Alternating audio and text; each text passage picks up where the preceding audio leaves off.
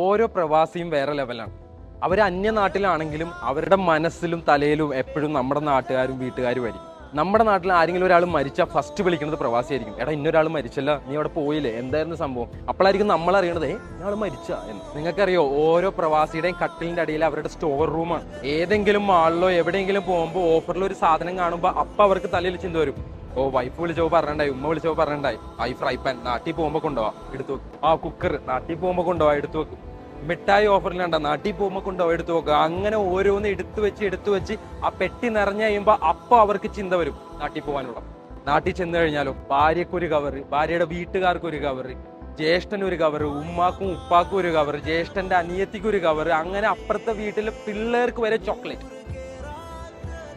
Limited ആയിട്ടുള്ള സാലറിയിൽ നിന്ന് ഓരോ ദിർഹവും ഓരോ പൗണ്ടും ഓരോ റിയാലും ഓരോ ഡോളറും പിടിച്ചു വെച്ച് ഉണ്ടാക്കിയ ഹാർഡ് ഏൺഡ് മണി. അവർ ആ നാട്ടിൽ കിടന്ന് കഷ്ടപ്പെട്ടാലും നിങ്ങളെപ്പറ്റി എന്നും ഓർക്കുന്നത് കൊണ്ടാണ് അവരിതെല്ലാം ചെയ്യണം.